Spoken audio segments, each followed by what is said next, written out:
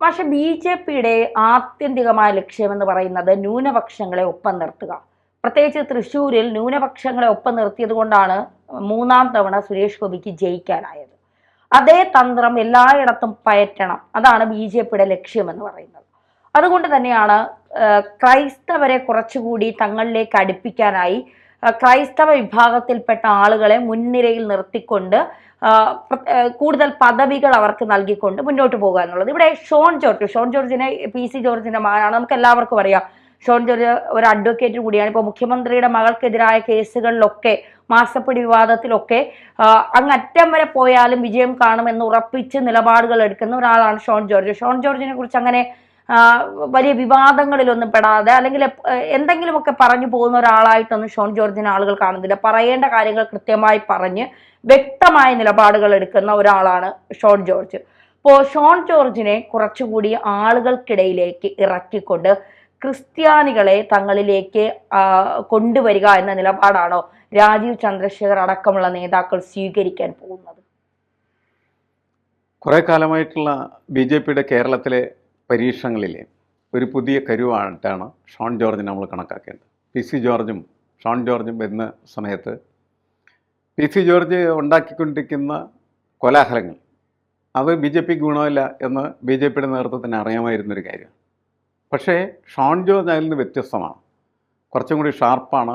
അതേപോലെ തന്നെ കുറച്ചും കൂടി കമ്മിറ്റഡ് ആയിട്ടുള്ള ഒരു പൊളിറ്റീഷ്യനായിട്ട് അയാൾ മാറിക്കൊണ്ടിരിക്കുകയാണ് ചെയ്യുന്നത്. അപ്പോൾ താൻ എന്താണ് ഉദ്ദേശിക്കുന്നത് ആ കാര്യം നിർവഹിക്കുന്നതിന് വേണ്ടിയിട്ട് തൻ്റെ കഴിവുകളെ വിനിയോഗിക്കുക എന്നൊരു കാഴ്ചപ്പാട് ഷോൺ ജോർജ് പുലർത്തുന്നുണ്ട്. അപ്പം അദ്ദേഹത്തിൻ്റെ അച്ഛൻ പണിതാണ് അവിടെ ഉള്ള എല്ലാ വികസന പ്രക്രിയകളും എന്ന് അദ്ദേഹം പറയുന്നത് വിട്ടുകളയാം. അത് അത്തരം കാര്യങ്ങൾ ഒഴിച്ച് നമ്മൾ നോക്കിക്കഴിഞ്ഞാൽ ഷോൺ ജോർജിനെ സംബന്ധിച്ചിടത്തോളം BJP-യിൽ നല്ലൊരു സ്ഥാനം ലഭ്യമാകാൻ പറ്റുന്ന തരത്തിലുള്ള രാഷ്ട്രീയ കരുനീക്കങ്ങളെല്ലാം അദ്ദേഹം നടത്തുന്നുണ്ട്. അതിൽ അദ്ദേഹം വിജയിച്ച ഒരു സംഭവമാണ് മുനമ്പം വിഷയം എന്ന് പറയുന്നത്. ആ മുനമ്പം വിഷയത്തിൽ ഇടപെട്ട് അതിൻ്റെ പല കാര്യങ്ങളും പരിശോധിച്ച് ക്രൈസ്തവരെ, അവിടെയുള്ള ക്രൈസ്തവരെയെങ്കിലും BJP-യിൽ എത്തിക്കുന്നതിൽ ഷോൺ ജോർജ് വിജയിച്ചിരിക്കുന്നതാണ്. കാരണം വഖഫ് ബില്ല് പാർലമെൻറ്റിൽ അവതരിപ്പിച്ചതിന് ശേഷം പിന്നീട് മുനമ്പത്ത് നമ്മൾ കണ്ടത് ആ സമരത്തിൽ പങ്കെടുത്തിരുന്ന 50 ആളുകൾ BJP-യിലേക്ക് 50 ക്രിസ്ത്യാനികൾ BJP-യിലേക്ക് വരാന്ന് പറഞ്ഞാൽ വളരെ അത്ഭുതകരമായിട്ടുള്ള മാറ്റമാണ്.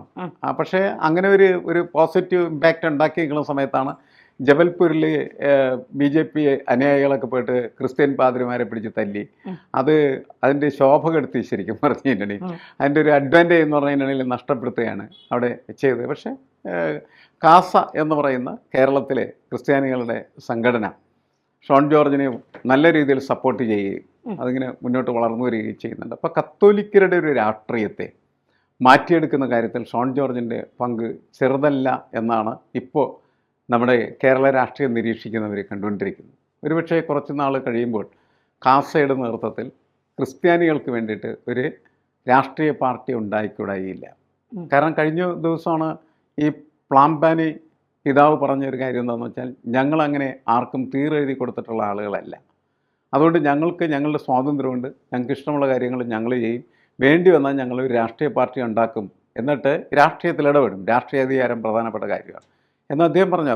ഈ പ്ലാംബാനി പിതാവ് ഇപ്പോൾ മാത്രമല്ല അത്തരത്തിലുള്ള പ്രസ്താവനകൾ നടത്തും, വളരെ നാളുകളായിട്ട് അത്തരത്തിലുള്ള പ്രസ്താവനകൾ നടത്തുകയും രാഷ്ട്രീയത്തിൽ ഇടപെടുകയും രാഷ്ട്രീയത്തിൽ മാറ്റം വരുത്തുകയും ചെയ്യുന്നതായിട്ടുള്ള ഒരു വൈദികനാണ് അദ്ദേഹം എന്നുള്ള കാര്യം നമ്മൾ കാണണം. അപ്പോൾ ഇവരൊക്കെ കൂടി ചേർന്നിട്ടുള്ള ഒരു നെക്സസ് ഉണ്ടാകുന്നുണ്ട്. ആ നെക്സസിൽ ഷോൺ ജോർജിൻ്റെ പങ്ക് വലുതാണ്. പക്ഷേ സംഭവം എന്താണെന്ന് വെച്ച് കഴിഞ്ഞിട്ടുണ്ടെങ്കിൽ ഷോൺ ജോർജ് BJP-യിൽ നിൽക്കുകയും BJP-യുടെ നേതാവായി മാറുകയും അതേ സമയത്ത് തന്നെ ഈ കത്തോലിക്കരുടെ ഒരു രാഷ്ട്രീയ പാർട്ടി ഉണ്ടാവുകയും ചെയ്താൽ അത് എനിക്ക് തോന്നുന്നു ഇവരുണ്ടാക്കുന്ന അല്ലെങ്കിൽ ഇവരുദ്ദേശിക്കുന്ന തരത്തിലുള്ള ഇമ്പാക്റ്റ് ആയിരിക്കില്ല കേരള രാഷ്ട്രീയത്തിൽ ഉണ്ടാക്കാൻ പോകുന്നത്. ഇപ്പോൾ നമുക്ക് നായർമാരുടെ ഒരു വലിയ സംഘടന നേരത്തെ ഉണ്ടായിരുന്നു. അതുപോലെ തന്നെ ഈഴവർക്കാണെന്ന് വെച്ചാൽ SRP എന്നൊക്കെ പറഞ്ഞിട്ടുള്ള ഒരു സംഭവം ഉണ്ടായിരുന്നു. അതൊക്കെ ഇപ്പോൾ BDJS ഒക്കെ ഉണ്ടായെങ്കിലും ഈ സംഘങ്ങൾക്ക് കാര്യമായ രീതിയിൽ കേരള രാഷ്ട്രീയത്തിൽ എന്തെങ്കിലും ചെയ്യാൻ കഴിഞ്ഞിട്ടെന്ന് ചോദിച്ചാൽ ഒന്നും ചെയ്യാൻ കഴിഞ്ഞിട്ടില്ലെന്ന് നമുക്കറിയാം. വോട്ടുകൾ ഷിഫ്റ്റ് ചെയ്യുന്നുണ്ട്, പക്ഷേ ആ സംഘടന ഒരു കാലത്തും അതിൻ്റെ വേരുറപ്പിക്കാൻ പറ്റുന്ന തരത്തിൽ വളരുന്നില്ല എന്നുള്ള കാര്യം നമുക്ക് അറിയാവുന്നതാണ്. ഇപ്പോൾ നായർ സംഘടനയുടെ കാര്യത്തിൽ അന്ന് വലിയ മാറ്റങ്ങളൊക്കെ പ്രതീക്ഷിച്ചിരുന്നെങ്കിലും പിന്നീട് അത് ആകമാനം തന്നെ ഇല്ലാതാവുകയാണ് ചെയ്യുന്നത്. ഈഴവരുടെ കാര്യത്തിലും ഈ പറയുന്ന സംഘടന വലിയ തരത്തിൽ മാറ്റങ്ങൾ ഉണ്ടാക്കുമെന്ന് പ്രതീക്ഷിക്കപ്പെട്ടിരുന്നെങ്കിലും ആ സംഘടന തന്നെ ഇല്ലാതായി. പിന്നെ പുതിയ സംഘടന വന്നിരിക്കുന്നു എന്ന് മാത്രമേ ഉള്ളൂ. അപ്പോൾ കേരളത്തിൽ എപ്പോഴും ഇങ്ങനെ മുട്ടി നിൽക്കുന്ന ഒരു രാഷ്ട്രീയ രൂപീകരണ പ്രക്രിയ എന്ന് പറയുന്നത് മതാധിഷ്ഠിതമായിട്ടുള്ള ചില രാഷ്ട്രീയ പ്രസ്ഥാനങ്ങൾ ഉണ്ടാക്കിയാൽ എന്താണ് എന്ന ചോദ്യമാണ്. അതിനെ ഒരു ചൂണ്ടിക്കാണിക്കുന്ന രണ്ട് ഉദാഹരണങ്ങളെന്ന് പറഞ്ഞാൽ ഒന്ന് മുസ്ലിം ലീഗും മറ്റൊന്ന് കേരള കോൺഗ്രസുമാണ്. മുസ്ലിം ലീഗ് എന്ന് പറഞ്ഞാൽ മുസ്ലിം സമുദായത്തിൻ്റെ രാഷ്ട്രീയ സംഘടനയും കേരള കോൺഗ്രസ് എന്ന് പറഞ്ഞാൽ ക്രിസ്ത്യാനികളുടെ രാഷ്ട്രീയ സംഘടനയായിട്ട് ഇവിടെ വേരുറച്ച് ഭരണത്തിലെപ്പോഴും ഇടപെട്ട് സ്വാധീനം വെച്ച് പുലർത്തുന്നതാണ്. അപ്പോൾ അതുകൊണ്ട് സ്വാഭാവികമായിട്ട് നായന്മാർ നോക്കുന്ന സമയത്ത് നായന്മാർക്കെന്തായ ഒരു സംഘടന ഉണ്ടായാലും എന്താ കുഴപ്പം? കത്തോലിക്കർ ചോദിക്കുന്ന ചോദ്യം അത് തന്നെയാണ്, ഈഴവർ ചോദിക്കുന്ന ചോദ്യമാണ്. പക്ഷേ ഈഴവർക്കോ കത്തോലിക്കർക്കോ അതുപോലെ നായന്മാർക്കോ അവരുടേതായിട്ടുള്ള ഒരു രാഷ്ട്രീയ സംഘടന ഉണ്ടാക്കി ശക്തമായി കേരള രാഷ്ട്രീയത്തിൽ ഇടപെടാനായിട്ട് കഴിഞ്ഞിരുന്നില്ല എന്നുള്ളതാണ്. എന്നാൽ ഇന്ന് ഈ ഷോൺ ജോർജിൻ്റെയൊക്കെ പ്രവർത്തനത്തിൻ്റെ ഫലമായിട്ട് കത്തോലിക്ക സഭ രാഷ്ട്രീയ പാർട്ടി ഉണ്ടാക്കുന്നതിനെക്കുറിച്ച് ഗൗരവമായിട്ട് ചർച്ച ചെയ്തുകൊണ്ടിരിക്കുകയാണ്. കുറേ കഴിയുന്ന സമയത്ത് ചിലപ്പോൾ ഒരു രാഷ്ട്രീയ പാർട്ടി ഉണ്ടാകും. ആ രാഷ്ട്രീയ പാർട്ടി എന്ന് പറയുന്നത് BJPയുടെ ഒരു റിസോഴ്സ് സെൻ്ററായിട്ട് മാറാനായിട്ടുള്ള സാധ്യത വളരെ കൂടുതലാണ് എന്നാണ് എനിക്ക് തോന്നുന്നത്. അങ്ങനെ വന്നാൽ ഷോൺ ജോർജിൻ്റെ പ്രാധാന്യം വീണ്ടും വർദ്ധിക്കാനായിട്ടുള്ള സാധ്യതയുണ്ട്. നേരത്തെ ഈ UDF-നിടയിലാണ് ക്രൈസ്തവർക്ക് കുറച്ചുകൂടി ആധിപത്യം ഉണ്ടായിരുന്നത്, അല്ലെങ്കിൽ അവരെയാണ് കുറച്ചുകൂടി കൂടുതലായി വിശ്വസിച്ചിരുന്നത്.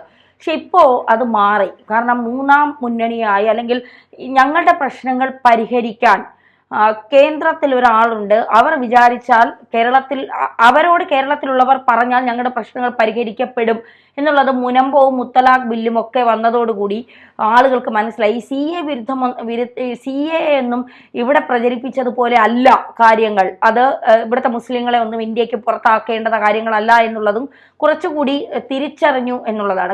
അത് കുറച്ചുകൂടി ക്രിസ്ത്യാനികൾ തിരിച്ചറിഞ്ഞിരിക്കുന്നു എന്നുള്ളതാണ്. അപ്പോൾ ഈ കാര്യങ്ങളൊക്കെ കുറച്ചുകൂടി കൂടുതലായി ഇവർ മനസ്സിലാക്കി കഴിയുമ്പോൾ വരും തിരഞ്ഞെടുപ്പിൽ 2026 എല്ലാവരും നോക്കിക്കാണുന്ന ഒരു തിരഞ്ഞെടുപ്പാണ്. പ്രത്യേകിച്ച് LDF UDF-നെക്കാളും കുറച്ചുകൂടി ആളുകൾ നോക്കിക്കാണുന്നത് BJPയുടെ ഒരു സാന്നിധ്യം എങ്ങനെയായിരിക്കും എന്നുള്ളതാണ്. അപ്പോൾ ഈ ഷോൺ ജോർജിനെ പോലുള്ളവരെ, അനൂപ് ആന്റണി, ഷോൺ ജോർജ്, അനിൽ ആന്റണി തുടങ്ങിയ യുവ നേതാക്കളെ കളത്തിലിറക്കിക്കൊണ്ടുള്ള ഒരു തിരഞ്ഞെടുപ്പ് മുന്നോടിയായിട്ടുള്ള പ്രവർത്തനങ്ങളായിരിക്കില്ലേ അതിന് മുന്നിൽ കണ്ടുകൊണ്ടുള്ള ഒരു തയ്യാറെടുപ്പുകളായിരിക്കില്ലേ നടത്തുന്നത്?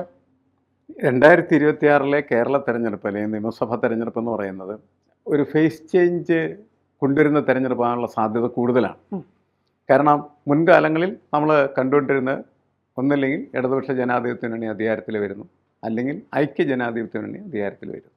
ഒന്നില്ലെങ്കിൽ LDF അല്ലെങ്കിൽ UDF എന്ന് പറയുന്ന ഈ ഒരു സിംഗ് ആയിരുന്നു നേരത്തെ വരെ ഉണ്ടായിരുന്നു. പക്ഷേ അത് കുറേ കാലമായിട്ട് ആ സിംഗ് വെല്ലുവിളിക്ക് നേരിട്ടുകൊണ്ടിരിക്കുകയാണ് ചെയ്തത്.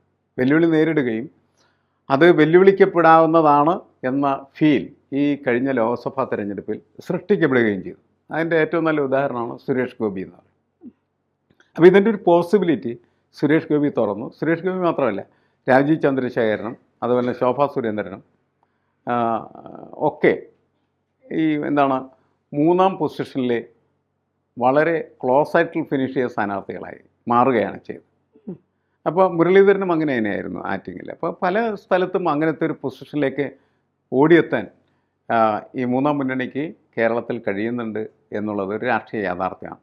അതുതന്നെ അവിടെ നിന്ന് അപ്പുറത്തേക്ക് എത്രമാത്രം റീച്ച് ഉണ്ട് അതാണല്ലോ പ്രധാനപ്പെട്ട ക്വസ്റ്റ്യനായിട്ട് വരാൻ പോകുന്നത്. 2026 അതിന് റീച്ച് കൂടും എന്ന് പ്രതീക്ഷിക്കപ്പെടുന്നുണ്ട്. അങ്ങനെ ആ പ്രതീക്ഷയിൽ എനിക്ക് തോന്നുന്നത് പ്രത്യേകിച്ച് ഇപ്പോൾ ഈ ഷോൺ ജോർജിൻ്റെ നേതൃത്വത്തിലുള്ള ക്രൈസ്തവരുടെ ഒരു വിഭാഗമുണ്ട്. ഭ്രാന്ത് പിടിച്ച പോലെ BJPയൊക്കെ പിന്താങ്ങി സംസാരിക്കുകയൊക്കെ ചെയ്യുന്നതായിട്ടുള്ള കുറേയധികം ആളുകളുണ്ട്. അവരെന്ത് ഇമ്പാക്റ്റാണ് സൊസൈറ്റിയിൽ ഉണ്ടാക്കാൻ പോകുന്നുള്ള ഇലക്ഷൻ വരുന്ന സമയത്ത് നമുക്ക് മനസ്സിലാക്കാൻ പറ്റുള്ളൂ. കാരണം അവരിപ്പോൾ പറഞ്ഞുകൊണ്ടിരിക്കുന്നതായ ഇത്തരം ഡയലോഗുകൾ അന്ന് കേരളത്തിലെ ജനങ്ങൾക്ക് സ്വീകാര്യമാകുമോ എന്നുള്ള കാര്യം നമുക്ക് അന്നേ പറയാൻ പറ്റുള്ളൂ. ഇപ്പം നമുക്ക് പറയാൻ പറ്റില്ല. എന്തായാലും ഒരു ഫേസ് ചേഞ്ചിനുള്ള ഒരു തള്ള്, ഒരു നല്ലൊരു പുഷ് എന്ന് പറയുന്നത് ഇപ്പോൾ എക്സിസ്റ്റ് ചെയ്യുന്നുണ്ട്. അതിൻ്റെ അടിസ്ഥാനത്തിലായിരിക്കും നമുക്ക് 2026 മനസ്സിലാക്കാൻ പറ്റുള്ളൂ. തീർച്ചയായിട്ടും.